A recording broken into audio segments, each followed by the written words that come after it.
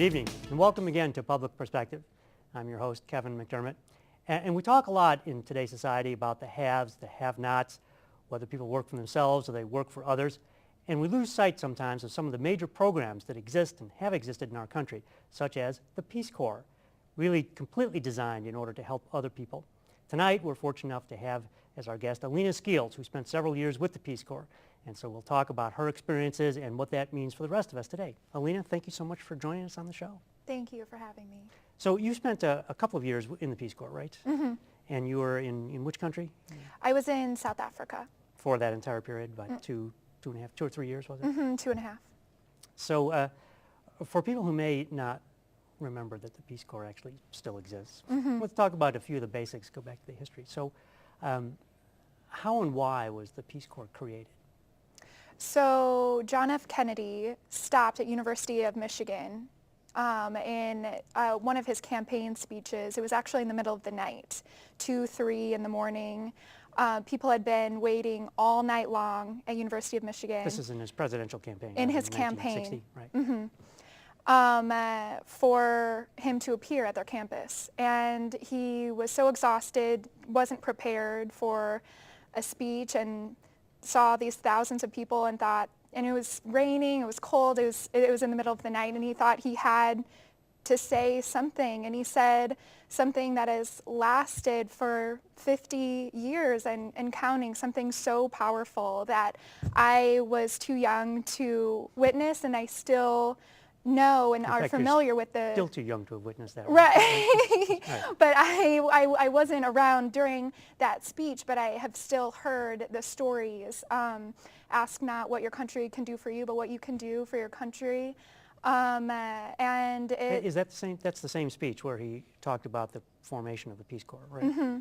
And he created this idea of, yes, we have the armed services that are helping our fight for our country, but we can create this other service doing philanthropic work in some of those very same countries, but really in developing countries all over the world. So Sergeant Shriver took over that idea, the Peace Corps, when JFK got elected, and sadly he recently passed, but his idea has endured, and 200,000 Peace Corps volunteers have served under his leadership. So the original mission of the Peace Corps was what? I mean, we think of the Peace Corps as going and helping people learn how to plant crops or take care of health care. So is there an overarching mission for what the Peace Corps is designed to do? Yeah, so Peace Corps has 3 goals. Its first goal is to bring skilled workers into a country that asks to have workers there. So workers that are interested in sustainable development, goal 1. Goal 2 and 3 go hand in hand. So creating an understanding of host country nationals with Americans, and then vice versa, to create a better understanding of to Americans to host country nationals and of Americans to that host country. So it's a cultural exchange as well as a skills exchange, right? Right, right. So when we talk about sustainable development, you know, it's a term that gets tossed around easily. What does that mean, though? What is sustainable, and what kind of development are we talking about? What I love so much about Peace Corps is that it's bottom up rather than top down. So it is as grassroots as you can possibly get. It's one Peace Corps volunteer that lives in a village by themselves, and the reason why they do that is that you, out of necessity, immerse yourself entirely in this culture and language and people group, and you find out what they want that they don't already have in their village. So do you live with families there, or does the Peace Corps set up a residence for you, or how does that work? It varies between country what the setup is, but for me personally, I was with a host family. And my supervisor, I was placed in an in-home hospice care for people living with AIDS and TB. And that supervisor that lives in my village, she found a family that was interested in having me join their family for 2.5 years. So I became one of their many daughters. Coming back to the general picture, though, a country as a whole has to ask the Peace Corps to come in. Is that correct? And then how are the projects designed? Does the local government, or the local national government, determine, or do they just pick areas and the Peace Corps comes in and suggests things that can be done? How does that work?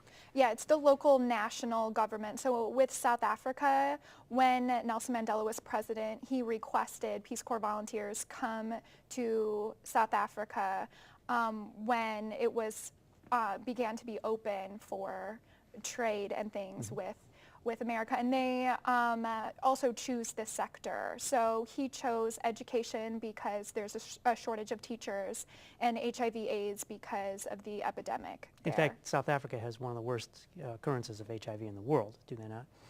It has the highest prevalence in the world. And what are some of the underlying causes of that? While you were there, were you able to examine that and see what was really going on? I feel like there's a common misconception that lack of education plays a key role in the high prevalence of AIDS in South Africa.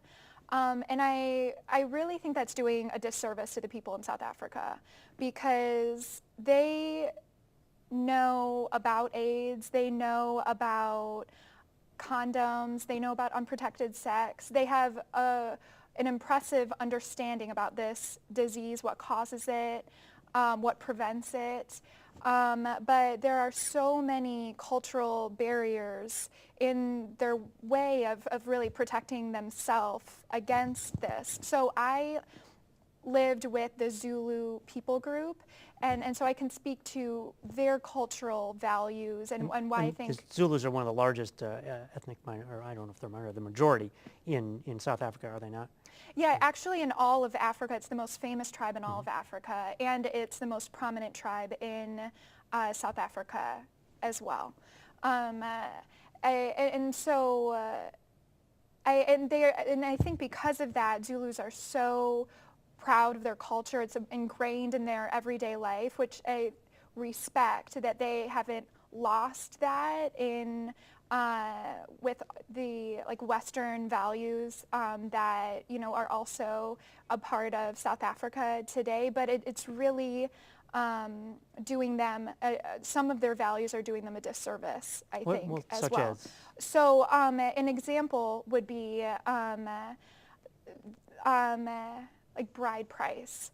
So because... So a bride has a price. In order to marry a bride, if someone wanted to marry you, you would have a price, and that person would have to come up with the price to your parents in order to marry you. Right, the husband's family pays the bride's family. And that's every marriage requires a bride price. Yeah, it would really be unheard of for somebody to get married without a bride price. And so because it's so expensive and really bankrupting a family, people are putting off marriage later and later and having many partners in the meantime for a longer period of time because bride price is so high. So the obvious question, why can't they lower the bride price to make this more feasible? It has been 11 cows, this very specific number for as long as anybody in my village can ever remember. So if someone wants to marry you, they need to provide 11 cows to your parents. That's the price. Right, that's the price. And it's been the price for hundreds of years? An incredibly long time. Nobody that I've asked has ever remembered it being anything different. Their culture is such a high priority to them. They have so many ceremonies for every aspect of their life, and it is that important to them that they continue these ceremonies even if it means sacrificing in every other area. So this price, 11 cows, I would not imagine that the average villager has 11 cows. They may not have one, right? Is that common? So if you have no cows, do you have any hope of getting married?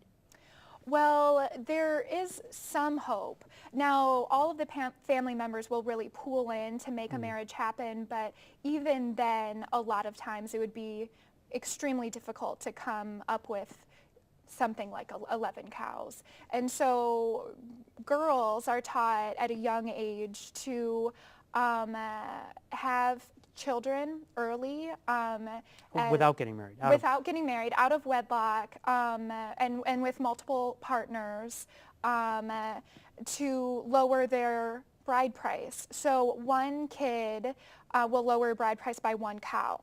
So if you have 10 children, then it takes one cow to marry you, and that makes it much more affordable to the average villager who would like to get married, Right. as would the woman. But then at that point, it's kind of almost what's the point? The husband would then marry a woman with 10 children. Will they have more children at that point? And what happens to the 10 that are already there? Well, it is that important. This idea of marriage is such a status symbol in Zulu culture, I think, because it's so expensive that it doesn't matter how many kids come with the deal, it would be worth it. It's just a little astonishing to hear that. It's such a foreign concept to my ears, certainly. And the irony of that is that you have to believe that the original reason for this custom is that the price of a bride would be high if she'd had no sexual partners and no children, because the purity of the woman, and you get the husband has all control over the whole family and all the children are his, etc. I mean, you can understand how that would evolve, and I think that's even in European cultures you saw a lot of that. But what's ironic is that it drives exactly the opposite behavior, and the end result is the exact opposite of what the cultural norm really, I would imagine, was established in order to try to create. So doesn't that irony or that contravention of the moral principle, doesn't that strike home with the Zulu culture?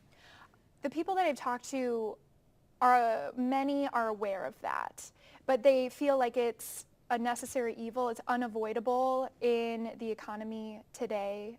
Unemployment is so high in the village that I'm in. People are subsistence farmers. They have like maybe small shops, but aren't making enough to, have elaborate ceremonies like this. And so they think the ends justify the means. But could it be possible, and I'm sure you must have raised this question, you've spent 2.5 years there, I'm sure you've thought about this, but it just seems that that there could be a meeting of the tribal elders or something to say, this cultural norm is destroying our well, I would say it's destroying the culture. It's certainly destroying the tribal cohesion and the economic viability. So as elders, can't they come together and say, this doesn't make any sense anymore. We need to rethink this. Or is that not possible? I would hope that in the future they would do that, but I do know that traditions that have been practiced for hundreds of years are so ingrained in the psyche of the people that I was living with that they will go to any extreme to continue traditions that have been going on since the beginning of time. So do you think that would urbanization change that? Like if some of a Zulu family or a small collection of Zulu families were to move to Johannesburg, our large city, and live there, would the cultural norms of the city take hold, or do you think the Zulu culture would survive even in that environment? Well, there are many, I'm guessing, a million Zulus in Joburg, the biggest city in South Africa, and they have the biggest tribe in that country.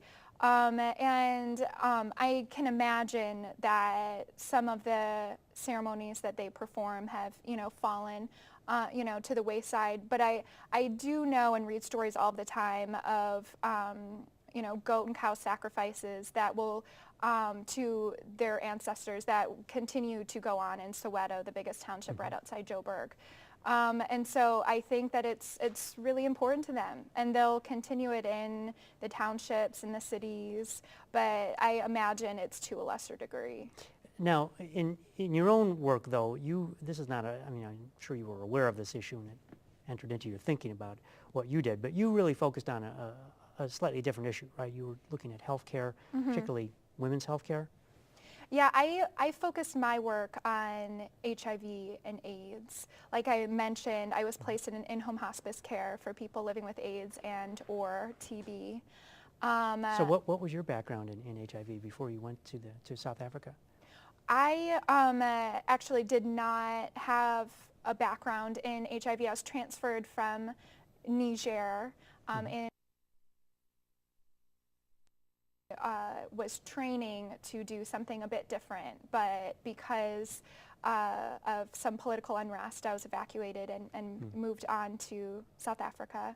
But I feel so blessed that I was there at really in the heart of such an epidemic, really with people that are so passionate about change. The caregivers that I worked with that would go from door to door, hut to hut, teaching people about the basics of HIV and TB, caring for people dying of AIDS, and helping to give them the skills to do that palliative care, I think was incredibly rewarding. So how did you learn that? Did the Peace Corps teach you that?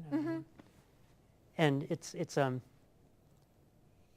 kind of an unusual field, an unusual pursuit, and it seems like there would be a lot of expertise you'd have to learn. So how do you gain the skills? Just through the training, through on the job? Are there mentors? How does that work?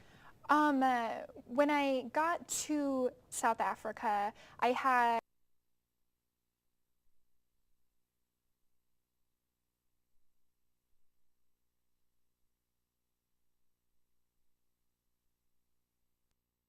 6 to 7 day a week, 2-month long training that involved a lot of language acquisition, but also cultural and technical, to give me as much information in a short amount of time as possible. And that was incredibly helpful, but really when I came to my village and Peace Corps dropped me off, I did lock myself in my hut and cry for a week. Like for a week. I was going to ask if you had that moment of panic when you actually dropped into the environment. No, it was day one was my moment of panic. And then I mean, there are so many problems. It was overwhelming. And then I just thought, I am just going to start at the beginning, like start somewhere and pick something very specific and tangible that I could do and just focus all of my energy on that one thing. And for me, I chose to focus on women and girls because that was always a passion of mine. And there was a crying need in this particular village as well, right? Right. So talk a little bit about the culture of women and girls. I know in countries I've visited, for example, Pakistan, it's very difficult to get women educated. Just getting the girls to be able to go to school is a major achievement. What kind of environment existed in the village where you lived for 2.5 years? It's the idea, the dichotomy of boys and girls, I think it's very subtle. There are no discussions that really go on about taking their boy child to the clinic over their girl, but it happens. So people aren't talking about it, but it's very easy to see. I was painting a world map mural in the middle school for several weeks, and I noticed that only the boys were eating in the daily hot meal program provided by the government. There were maybe 2 or 3 girls and 200 boys in the line. For food. For food, for lunch. And so I was asking the girls that were watching me paint this mural with a few of the boys that were participating. Naturally, the teachers discouraged the girls from participating. Even in this painting. Right, even in the painting. And I asked them, if they were hungry because it was lunch and they weren't eating and they were just watching the boys eat. And they said that they were hungry. And so then I asked them why then they weren't eating, the food was free. And they said that, well, the boys, they need food more than us.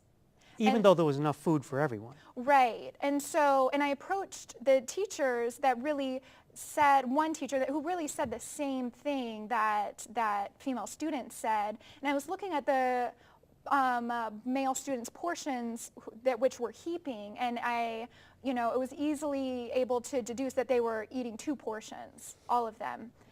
And there were, a few brave souls, a handful maybe girls that were eating, but for the large part, it was girls watching boys eat. So the girls are chronically undernourished. Now, once again, that has to be instilled at the family level, right? They wouldn't just come there and sit without tremendous reinforcement at home. So what's the logic? I think that it's ingrained in a young age that boys, men, are powerful. They are the ones that control the family, control every decision that the family does, and that really a female's place is in the home. And so she doesn't require the kind of energy that they might need as hunters or as warriors. Right. Or, like working construction, or, the physical labor. There's a lot of shepherds in my village. So, physical labor is synonymous with men, which is a bit ironic because the men that I saw drank a lot of tea under shade trees, and it was the women hauling water from miles around, caring for many children, cooking and cleaning around the men under the shade trees that really deserved that food a lot more than they did. But pretty nice, easy life if you can manage it, right? Yeah. So these kinds of real discrepancies in equality, we've seen those in other parts of the country, but over time, those seem to break down, and usually it's some outside influence that suggests there's another way, and generally it has to generate from within. For example, I know a physician who worked in very rural Pakistan where the same sorts of issues existed. The girls didn't go to school and everything was given to the boys. And this physician asked the tribal leader, well, if your daughters were to get sick, you'd take them to the doctor. I said, well, yes. Would you take them to a male doctor or a female doctor? He said, oh, my daughters, of course I would take them to a female doctor. And the physician turned and said, well, if your girls never go to school, where will the next generation of female doctors come from? And it was that level of conversation that suddenly hit the tribal leader, and he said, you're right. We have to change this. Now, it wasn't that simple, of course. There was lots of conversations, but that was the core idea that got this fellow to change his thinking, and girls then in that village started going to school. So how can such a transformation take place, for example, in the village where you worked?